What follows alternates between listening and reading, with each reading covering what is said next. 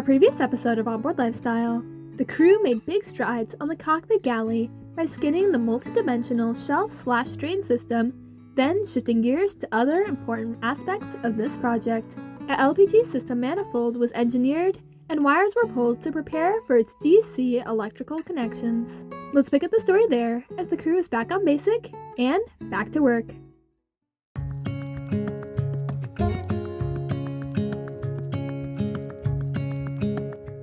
And good morning. We are back on board and we are going to finish that project from last week because we did kind of leave in a rush, only because quite honestly we were so hot and just uncomfortable that we just had to pack it up and call it a day or the week. So now that we're back, you guys saw last week we already pulled the wires for the propane. Did not make the final connections, which Teal's going to do this morning, and then we are going to be doing one more wire so then we can wire that into my new induction cooktop. Teal obviously has done his due diligence and laid out all of his bits and whatever it is that he needs to work his magic. And this kind of works out too because the weather is not cooperating with us. There's a lot of thunderstorms around. And so works out that we are doing electrical work indoors today. So time to get started, I guess. We got a lot to do. I know you guys are just as tired as we are about this project, and I want to just get it done. Okay, well, I'm packed in the propane locker. Lynn could walk around in here. I'm kind of folded in, uncomfortable, but I'll get it. Now I need to kind of button up things. We have our lines, our leads that came in. Get those tucked in and wired into the solenoids. We're going to be replacing this propane lead that's been damaged. So actually I'm going to take this off right now, get it out of my way.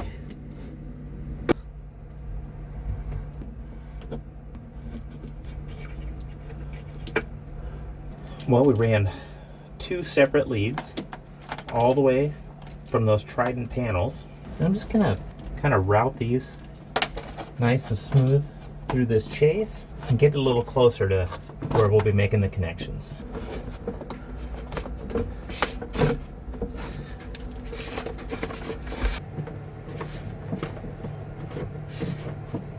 Now it's just a matter of making my connections. I will heat shrink these connections out here. We are outside. And then I'm going to tension everything backwards. But first, let's get this all connected.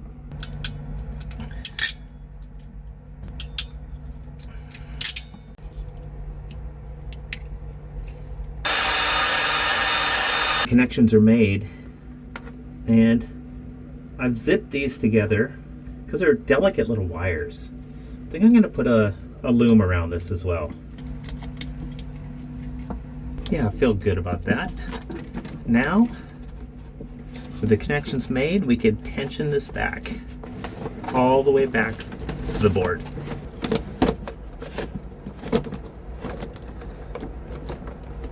Okay, as I pull it tight, I'll retie these as I go.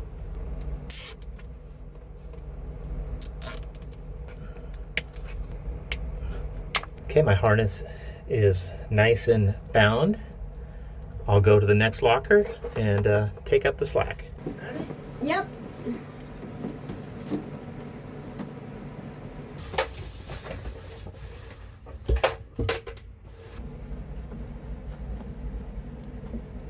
Okay, you're good. I had put these access points throughout basic just for this reason.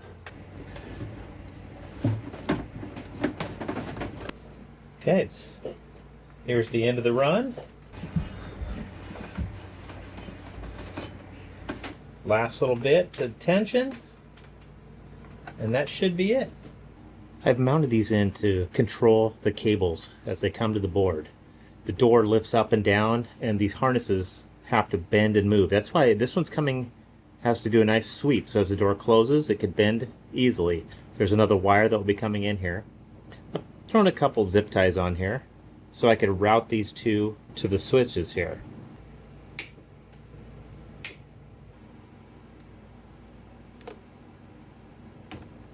You notice I use two different brands of duplex. One used the standard color code, black and red. The other used a safety color code. I didn't necessarily do that on purpose, but it is nice so I could designate as they run through the chase all the way. I know which wire went to which solenoid. But yeah, I just happen to have a spool of each.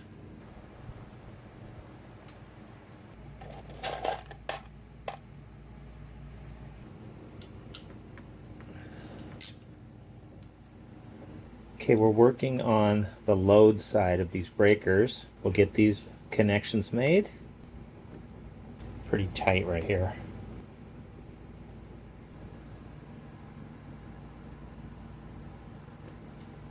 Okay, our two grounds are left. We'll bring that line load over and make all those connections at the same time. I'm over to our 12-volt board now. And I'm making the little harness that's going to go over to those panels.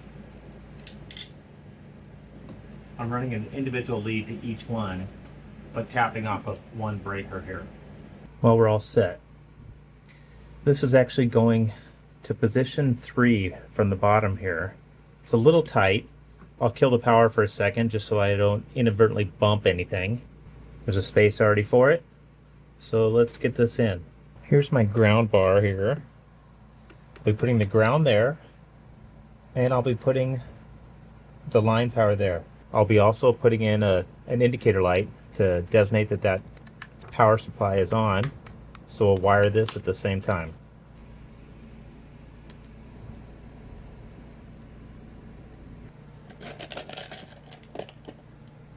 These are some delicate little wires. So I've folded them over and put my smallest connector on that I have.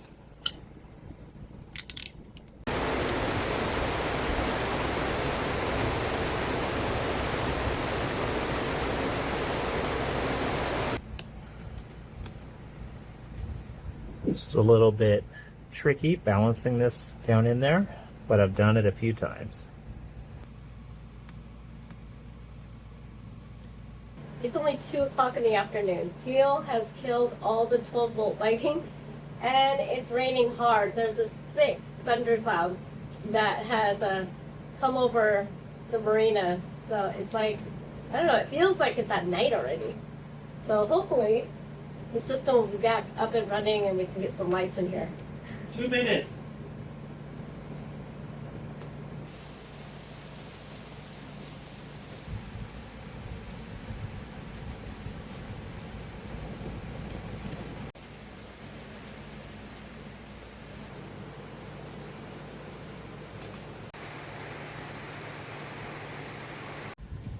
Okay, we are looking good there. Let's turn the power back on. And we should now have power at the LPG control. Good. Well, we're on the home stretch now on this one. Just bring it down the last chase.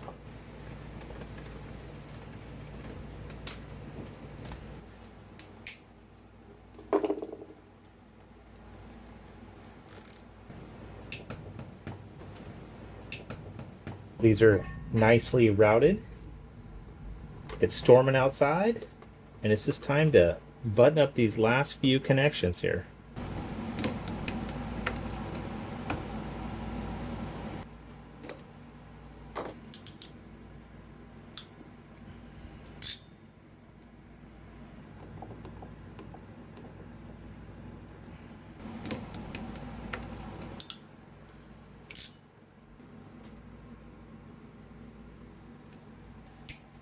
And that should do it. All the wires are run, they're bound up nice and clean, and we're ready to test it.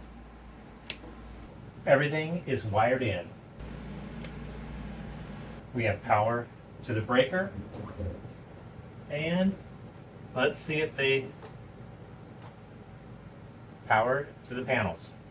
Okay, let's go check to see if those are getting a signal at the solenoid. Okay, you ready? Yep. Okay, hit the top switch. Okay, do that again. Do it again. Okay, stop. Do it again. Okay, so the top switch is the outdoor cooktop. Okay, now do the bottom switch. Do it again. Again. That is our indoor. Okay, they're both functioning right. I like it. With the electrical behind us, it's time to button up the last connection, which is this propane lead. We had the damaged one right here. I mean, this looks good, but when I inspected it, I could see some spider cracking through here. I just don't want to trust it.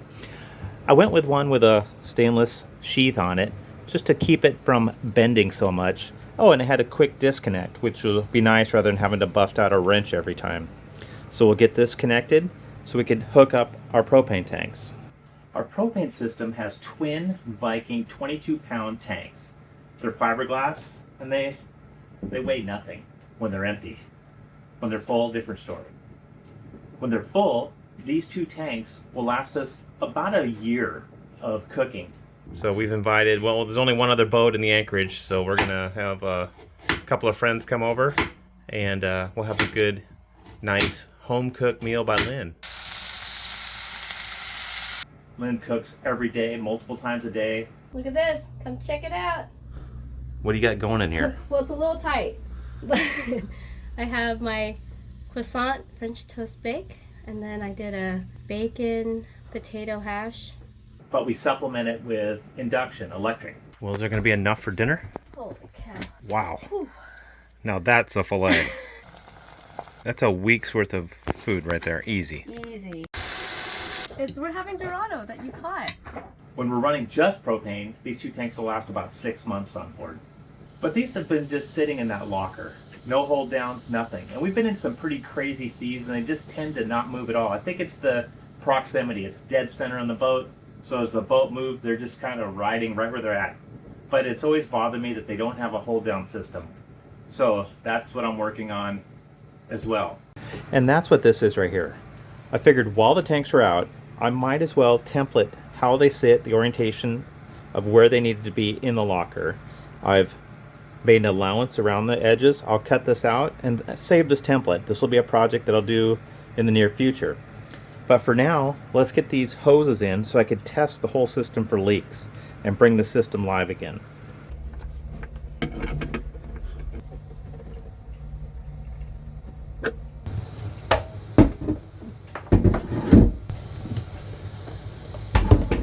I got a hose long enough that I can hook it up to either tank when it's in the system here, so I don't have to jockey these back and forth.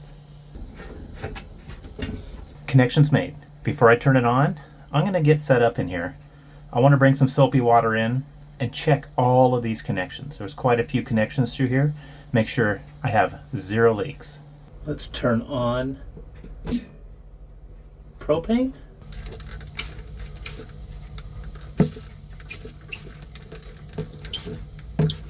Okay, that looks good. No bubbles. Now I have a nice clean wall too. Okay, the first test is manually try to light this. Let's go ahead and try it. Let's see if we can light this thing. Nothing. So let's go turn on the LPG and then turn on the control panel. Now try this again. Perfect. Now go turn it off at the board. There you go. Feels real good to have these Trident gas control panels finally in play. They're operating correctly, and you know, I feel a lot safer with our propane system now. We got a lot to do, but we got to head back to the house, see what Emma and Compass are cooking up.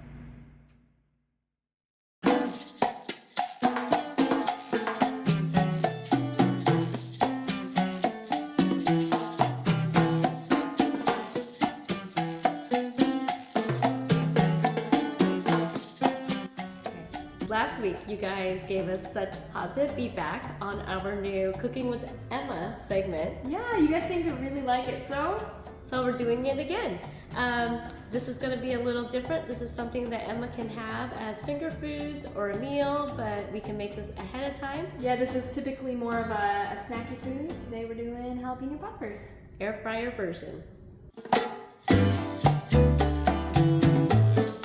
So the first thing we're going to do is we're going to make the filling, because the jalapeno obviously is the star, but this is most of the work. And we're going to grab 8 ounces of cream cheese, 1 teaspoon of onion powder, 1 teaspoon of garlic powder,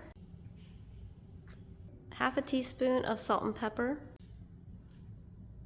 So next we're going to see your knife skills. I'm going to show you how to do it first, and then you're going to do the other ones. Cut the ends off. I like to split them. They're nice and thin. Just watch. Okay, that didn't look too hard, so I think I can do the same.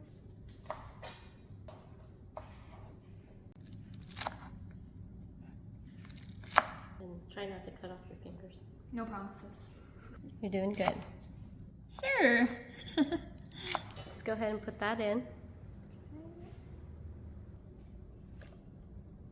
Okay, we're going to put this thing aside, and we are going to toast up some panko breadcrumbs. You guys know I like the panko. We're going to take some butter. We're going to melt that on the stovetop. And we're just going to kind of toast it. This is kind of going to give it the feel of deep fried. So we're going to put a little crunch. Yeah. We love butter. So let's get started. Now we're gonna add the panko. Is that enough? I think that's good. Now we're just gonna toast it up a little bit. Okay, it's getting really nice and toasted. It smells amazing. Fabulous. So what we're gonna do is we're gonna take this off the heat, and then we're going to add a little bit of Parmesan. I don't really measure on this one, so you sprinkle with your heart, okay? Oh jeez, I gotta go. Good, now mix it up. This looks so good. And then we're gonna add it to the mixture. I know, but you're tasting a lot of it before. We're not gonna have any more filling at this rate. We're gonna split all these up in half.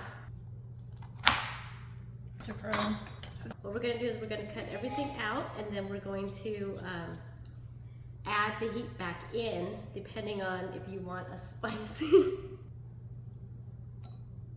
spicy jalapeno popper or a mellow one. We're doing 28 jalapenos, and it will be double that because everything is going to be in half, and then she can freeze some for later on or eat it all if she wants to pig out. I don't know. Maybe have a Super Bowl party. You having the Seahawks Sorry guys, again? my mom's calling me, so I'm gonna go check on her.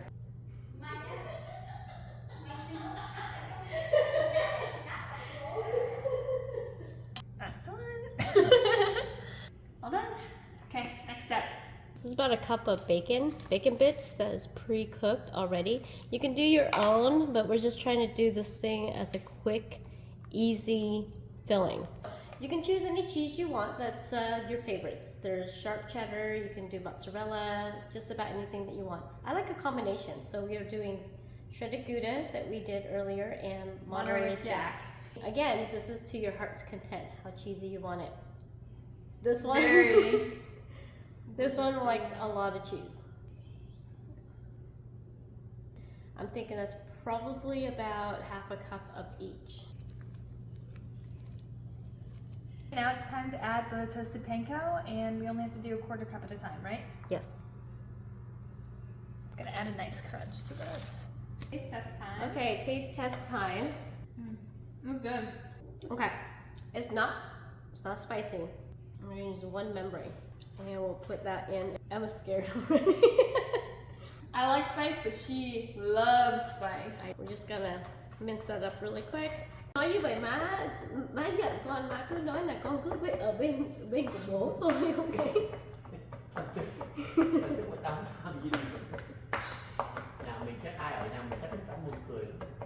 Why?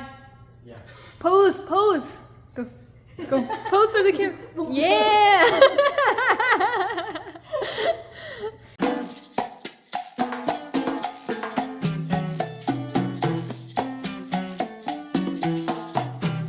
Now we spoon and fill it. Enough? As much as you want.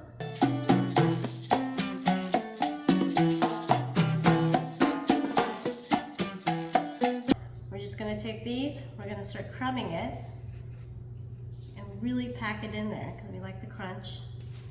And we'll just keep doing this until we're done.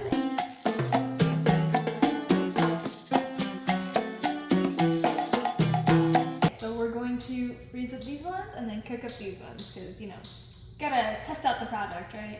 And taste test it a little bit. Research. Exactly. Strictly research. Exactly. Final step. We're just gonna cook these at 350 for about 15 minutes and we'll come and check on them.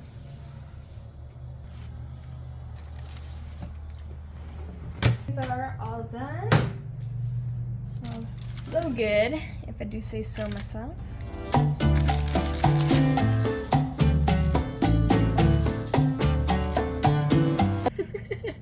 I'm a pro.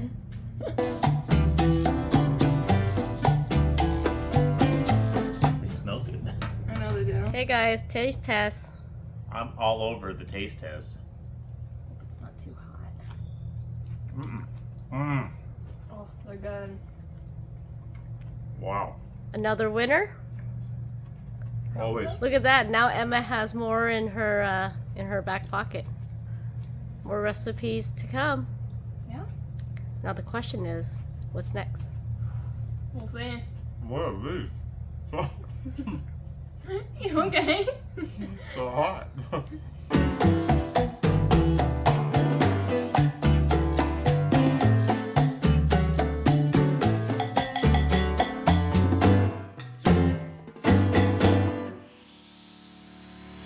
Thanks for watching this week's episode of Onboard Lifestyle. A huge thanks goes out to our amazing patrons who support the production of these videos. Join our crew if you can. Sometimes life can be challenging, and for this crew, let's just say overwhelmingly. And for that reason, we decided to scale back our video production just for a month or two, just to regroup and breathe a little. Don't worry, we should be back on our normal schedule in no time. Until then, we'll be publishing every other week. See you then!